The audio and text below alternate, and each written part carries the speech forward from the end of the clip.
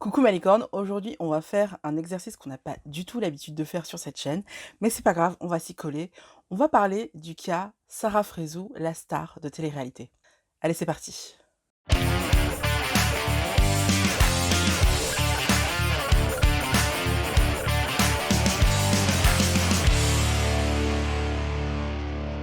Hello mes licornes, je suis ravie de vous retrouver pour cette nouvelle vidéo. On se retrouve, comme je vous l'ai dit, pour une vidéo que j'ai pas du tout l'habitude de faire. Ça n'était pas du tout prévu. Je bouscule totalement mon planning éditorial pour vous faire cette vidéo, mais j'avais envie de rebondir sur l'actualité. euh, Pas concernant la guerre en Ukraine, on est d'accord, parce que c'est pas mon domaine. Enfin si, je pourrais, puisque j'ai fait du droit international, mais comme c'est pas du tout la ligne éditoriale de cette chaîne, on va s'abstenir et on va parler plutôt de l'actualité sur les réseaux sociaux qu'on a eu le week-end dernier avec une story de la star de télé-réalité Sarah Frézou qui nous a fait une pépite, hein, une petite pépite, nous vendant les mérites d'une gélule servant à resserrer le vagin. Du coup, c'est parti pour cette vidéo sur le cas Sarah Frézou. Petit disclaimer, première chose que j'aimerais vous dire, déjà, ce serait que j'aimerais que vous laissiez défiler les publicités que vous allez voir tout au long de cette vidéo pour que je sois correctement rémunérée. Vous savez que nous, les youtubeurs, on est rémunérés que lorsque vous regardez les publicités. Donc, sachant que je suis une toute petite youtubeuse, ce serait sympa de laisser défiler les pubs parce que ça me permettrait de vivre. Ensuite, deuxième disclaimer, pour ceux qui n'ont pas l'habitude de cette chaîne télé, je sais que comme j'aborde un sujet d'une star de télé-réalité, je vais attirer pas mal de monde qui n'ont pas l'habitude de voir mes vidéos. Donc j'aimerais préciser que cette chaîne est la chaîne de la bienveillance. Donc en aucun cas, on est là pour faire le procès de Sarah Frézou. En aucun cas, on est là pour lui tirer dessus.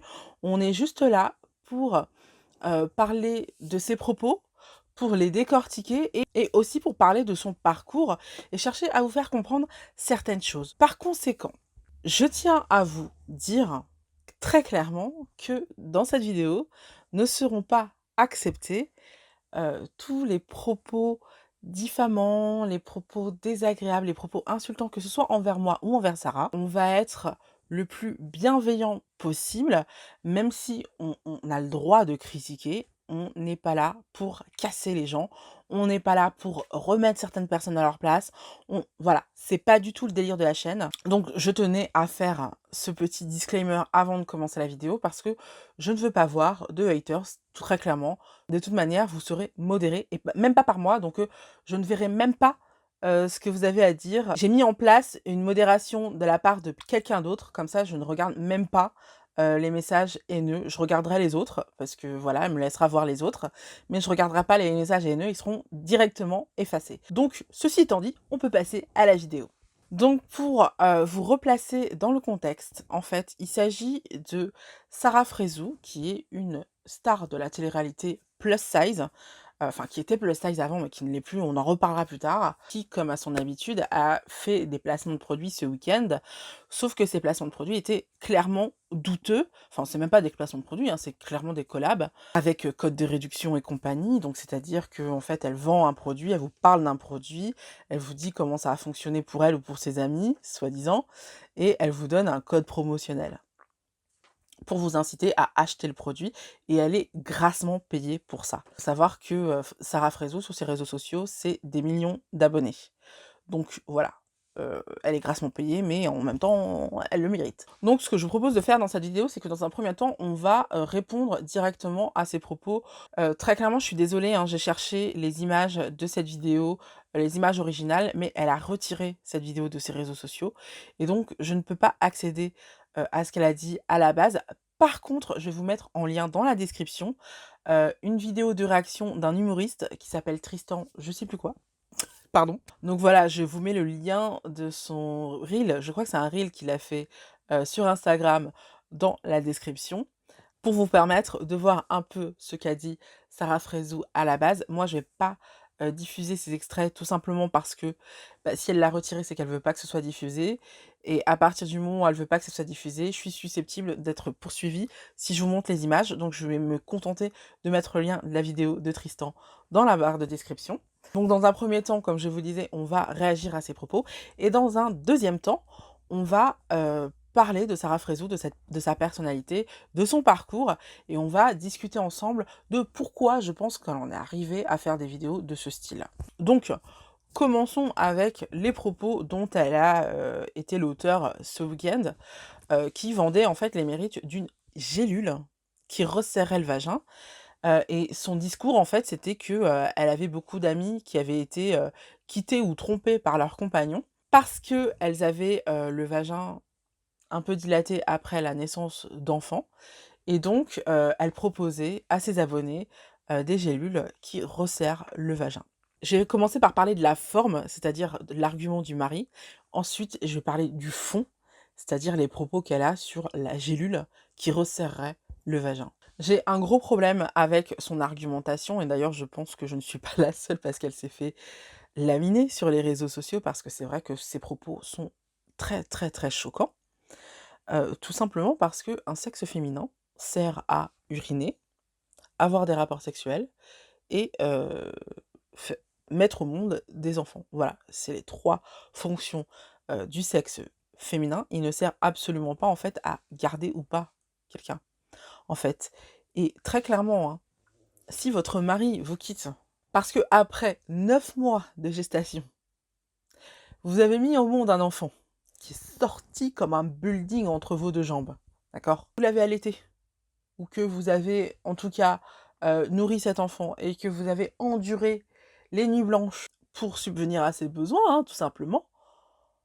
Si votre mari vous trompe ou vous quitte sous prétexte que vous n'êtes pas assez serré, il vous rend le plus grand des services.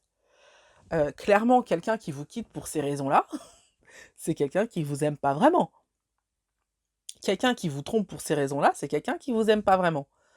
À quel moment à quel moment de toute manière, même si par malheur, en fait, vous avez en effet, le vagin distendu et encore ça se discute, mais si vous avez par malheur le vagin distendu à cause d'un accouchement, il y a plein d'autres moyens de faire grimper votre mec au rideau. Donc très clairement, déjà dans la forme, ce qu'elle dit est choquant. C'est-à-dire qu'elle justifie, les tromperies des mecs, le fait que certains mecs quittent leur nana parce qu'elles sont, trop larges après un accouchement. Je veux dire, on est où? Attends, on est où? Maintenant, parlons du fond. Très clairement, resserrer un vagin avec une gélule, c'est juste impossible, ça ne marche pas comme ça. En fait, quand on vient d'accoucher, effectivement, on est un petit peu plus large, effectivement, au niveau du dessous de la ceinture, tout simplement parce que le vagin a laissé passer un être humain, tout simplement et du coup, ça met un petit peu de temps à se resserrer, mais ça se resserre et pour accélérer, ce resserrage, t'as pas besoin de gélules, t'as pas besoin de casser ton livret A. Tout ce que tu as besoin, c'est de faire des exercices pour tonifier ton périnée. Alors non seulement, tu peux le faire toute seule, bien tranquillement chez toi, en ne payant pas un rond, il te suffit de contracter et relâcher ton périnée, pendant 5 minutes. Mais en plus, on a la chance en France d'avoir des, consultations qui sont remboursées par la sécurité sociale. Donc tu as le choix de voir un kiné qui est spécialisé dans la rééducation du périnée, une sage-femme ou un gynécologue et tous les 3 sont remboursés par la sécurité sociale, même si parfois il faut avoir une complémentaire santé pour être totalement remboursé. Mais voilà, ça en gros, ça ne te coûte pas très, très cher. Ensuite, si tu as pas envie d'aller voir un professionnel parce que tu as pas envie qu'on te mette les watts dans la ouachacha, que tu étais dans un désert médical ou autre, bah, il existe des objets comme ça qui s'appellent Elvie et qui te permettent de rééduquer ton périnée. Je vous en ai déjà parlé dans une vidéo spécialement sur le périnée, donc je vous invite à la regarder. Et si vraiment tu veux tout savoir sur le périnée, bah, il y a le livre de ma copine Sabrina qui est sorti, qui est une kiné spécialisée justement dans la rééducation du périnée et qui va t'expliquer de A à Z comment fonctionne ce muscle parce que c'est un muscle. Mais j'ai vraiment envie d'appuyer sur cette culpabilisation qu'exercent certaines influenceuses, surtout issues de la télé-réalité, mais pas que, hein, sur, la sexualité et le sexe des femmes. C'est juste aberrant. Je me souviens qu'il y a pas si longtemps, je suis désolée, j'aime beaucoup cette personne, mais je dois en parler dans cette vidéo parce que je trouve ça dangereux de faire ce genre de vidéo. Bah, il y a pas longtemps, la Misaki a fait, pareil, des placements de produits sur son Instagram pour vendre des produits cosmétiques pour l'intimité féminine et il se trouve qu'à un moment donné, elle te donne des conseils pour avoir un goût sucré et qu'en plus, très clairement, ces cosmétiques-là sont pas très indiqués, et encore une fois, je vous en réfère à une autre vidéo que j'ai fait au début de ma chaîne. Mais en tout cas, sachez que le sexe féminin est, doté d'une flore vaginale, qui est en fait tout un système de microbiote qui vont se mettre en place pour créer un écosystème qui va se charger lui-même de nettoyer votre vagin et donc vous n'avez absolument pas besoin de vous laver le vagin, il suffit de le rincer à l'eau claire. Au contraire, on peut déséquilibrer cette flore vaginale et là, c'est la porte ouverte aux mycoses, aux infections, sexuellement transmissibles.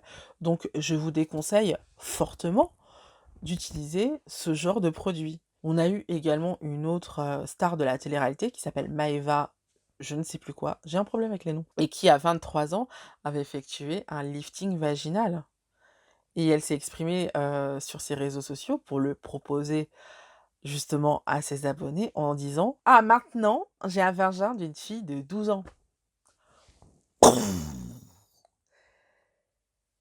C'est quel mec qui aime coucher avec une femme qui a un sexe d'une petite fille de 12 ans? Ça s'appelle des pédophiles, en fait. Alors déjà, les femmes n'ont pas le droit de vieillir en général, mais elles ont même pas le droit de vieillir au niveau de leur intimité. C'est-à-dire que même à 23 ans, en fait, elles se font des liftings. C'est dingue. Et le pire, c'est qu'en fait, elles vendent ça sur leurs réseaux sociaux pour que leurs abonnés en fassent de même. Ne tombez pas dans ce piège, s'il vous plaît. Laissez tranquille votre sexe, sérieusement, c'est abusé. Très clairement, j'aimerais insister sur le fait que vous n'êtes pas votre corps, vous n'êtes pas un objet sexuel et surtout, vous n'êtes pas une star de film porno. Votre fonction à vous n'est pas de faire fantasmer les hommes, mais en fait, chaque mec a sa conception de ce qui est attirant au niveau de la sexualité. Donc très clairement, chercher à ressembler à tout le monde et chercher à essayer de se calquer le plus possible sur les actrices porno, c'est clairement pas quelque chose de positif. Donc maintenant que j'ai répondu aux propos de Sarah Frézoum, ce que je vous propose, c'est de parler de Sarah Frézou justement. Je prends des munitions. Sarah Frézou est une star de télé-réalité, comme je vous l'ai dit, née le 1er janvier 1994.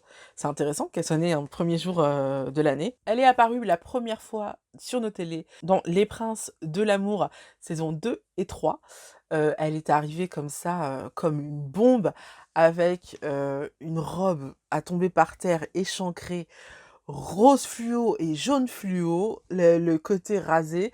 Franchement, on ne voyait qu'elle.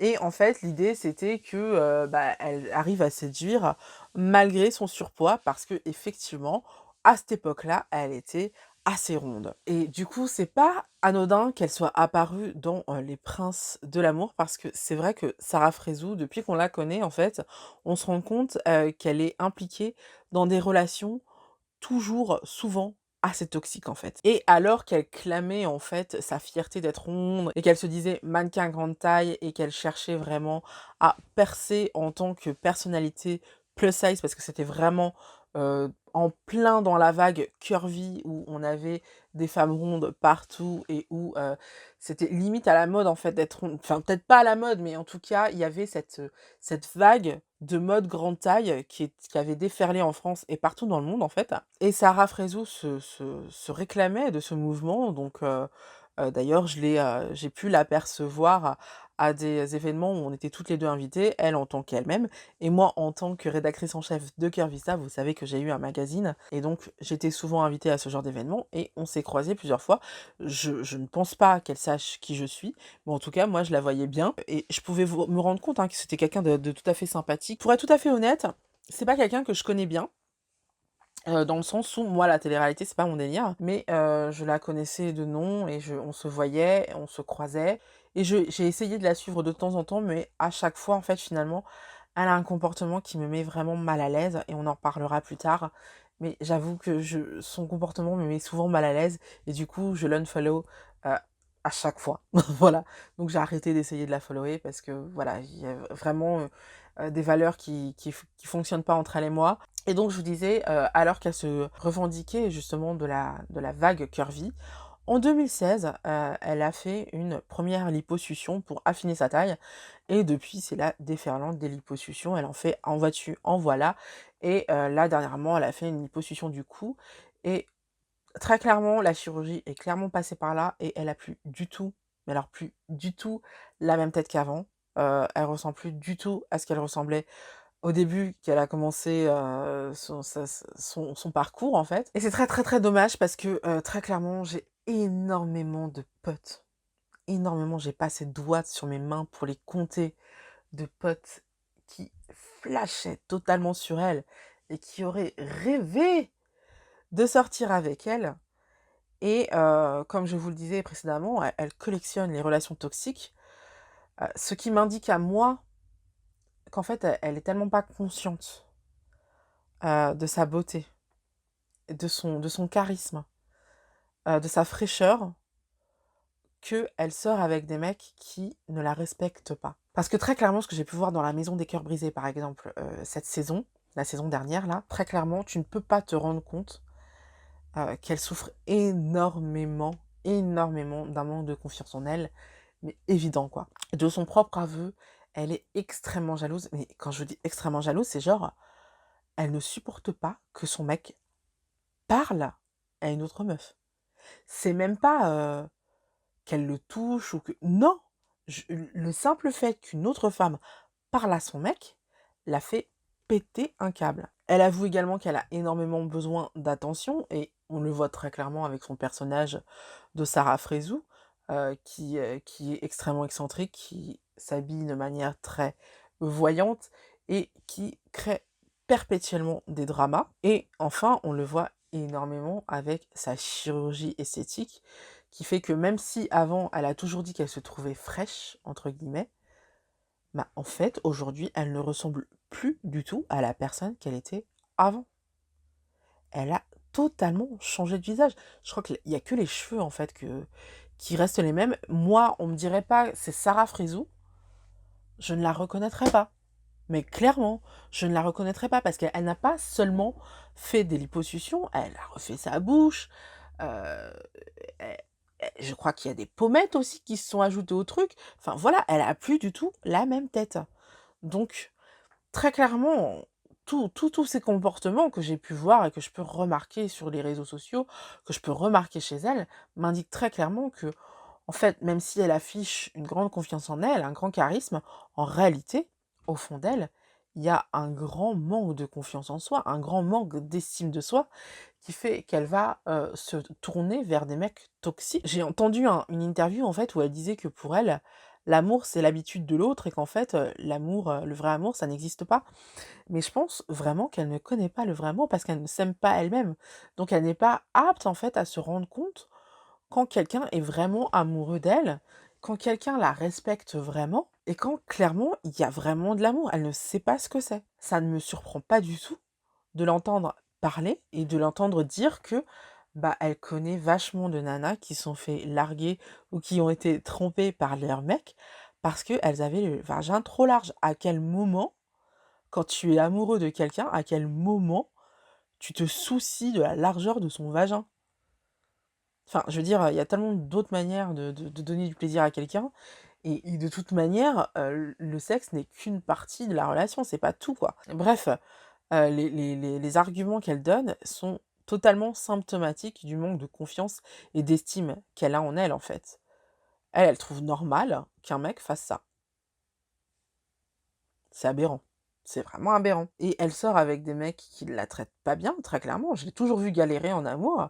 À chaque fois que je me suis un peu intéressée à elle, à chaque fois, elle était, elle était avec un mec qui ne la valorisait pas ou mais je dois dire aussi qu'elle n'est pas aidée par la pression médiatique qu'elle subit avec les réseaux sociaux et par les haters et compagnie, où elle a tous les jours des commentaires qui lui expliquent à chaque fois qu'elle a un nouveau mec que ce mec-là, il est là pour son argent, il est là pour sa notoriété, qu'il ne l'aime pas vraiment, qu'elle est beaucoup trop grosse pour être aimée et des choses comme ça. Je comprends totalement qu'elle finisse par y croire parce que même moi, vous en souvenez, il y a quelques mois, je suis revenue vers vous en vous disant que j'avais eu besoin d'un break avec les réseaux sociaux parce que justement, ce genre de commentaires commençait à m'atteindre et je commençais à y croire en fait. Donc en fait, je la comprends vraiment et d'ailleurs, je trouve qu'elle a énormément de mérite, de pas avoir fait de dépression avant, quoi.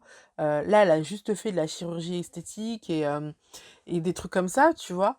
Mais ça aurait pu beaucoup plus mal se finir parce que, aucun être humain n'est préparé à recevoir autant de haine et autant de reproches juste à cause de son physique, en fait. C'est très compliqué à gérer et d'ailleurs, moi, la solution que j'ai trouvée à ça, c'est que même si, bah, comme je suis coach, je m'auto-coach aussi, hein, et j'utilise énormément le féminin sacré pour me permettre de me guider et pour me permettre de me détendre. C'est pour ça que beaucoup d'influenceurs, ou d'influenceuses plutôt, sont sensibles au féminin sacré. Il faut savoir que ça nous apporte énormément de sérénité, mais j'ai envisagé et j'envisage toujours de voir un psychothérapeute. Parce que même s'il y a beaucoup de gens qui considèrent que, il y a que les fous qui vont voir des psys et tout, pas du tout en fait, on a tous eu des, blessures dans nos vies et des fois on n'arrive pas à les surmonter. Des fois, c'est trop difficile pour nous, on n'arrive plus à faire le tri dans notre tête et ça nous atteint, ça nous bouffe.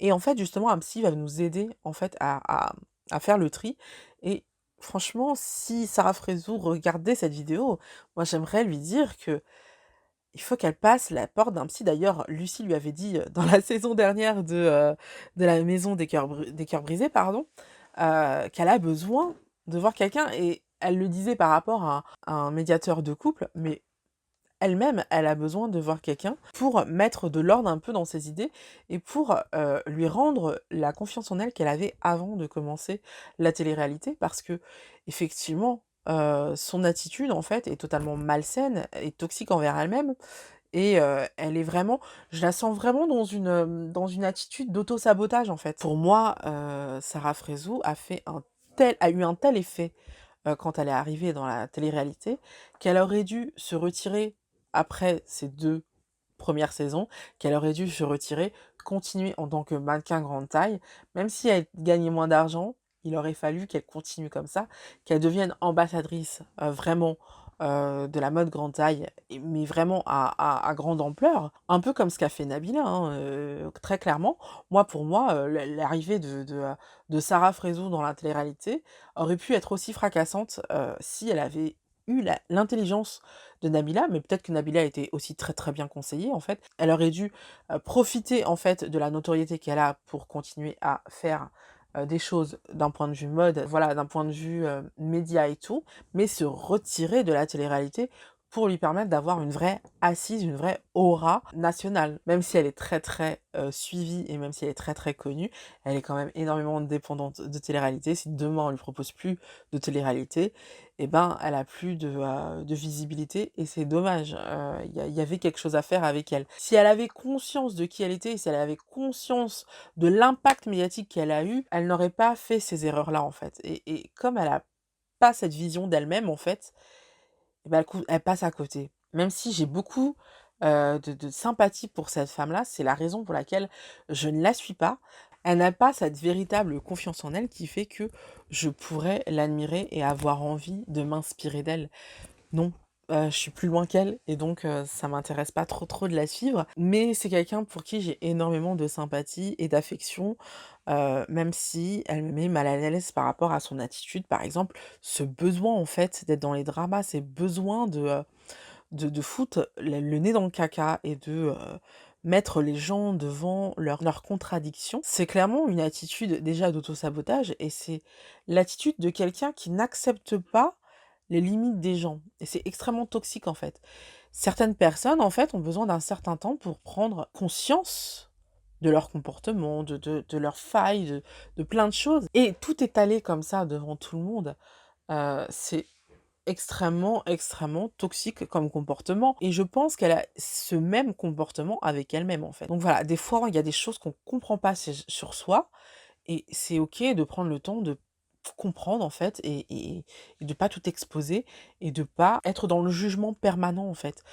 On n'est pas parfait dans la vie, on n'est jamais toujours parfait et donc voilà, il faut savoir, accepter les imperfections des uns et leur pardonner si des fois ils galèrent, si des fois ils font des erreurs et c'est ça l'amitié, c'est ça la vraie amitié, c'est ça le vrai amour, c'est, prendre conscience en fait des failles des autres et leur permettre en fait d'atteindre une meilleure version d'eux-mêmes en les accompagnant et sans leur jeter la pierre. Pour moi, c'était intéressant de faire cette analyse du personnage de Sarah Frézou pour vous aider à comprendre qu'en fait, c'est pas parce que quelqu'un, vous dit qu'il se trouve fraîche, qu'elle s'aime, qu'elle, porte de beaux vêtements et qu'elle est exposée, qu'elle est vraiment en accord avec elle-même. Bien au contraire, plus en fait tu as besoin d'être connue, plus en général ça sous-entend des failles, un besoin d'attention, un besoin, de notoriété, un besoin d'être validé. Donc voilà, bah écoutez, c'est tout pour aujourd'hui. J'espère que la vidéo vous a plu, c'est vraiment, quelque chose de nouveau. Je pense pas le refaire, très souvent tout simplement parce que déjà, il y a pas beaucoup de célébrités rondes en France. Je sais pas, peut-être que je le referai en fait avec Lizzo ou d'autres, mais pour le moment, j'ai pas trop envie d'en faire. Voilà. Donc ça s'arrêtera là pour le moment et éventuellement, si vous me le demandez à genoux, peut-être que je pourrais le faire, quoi. Non, je plaisante. Bon, en tout cas, je vous dis à la semaine prochaine pour une prochaine vidéo et je vous fais plein de bisous. Bye.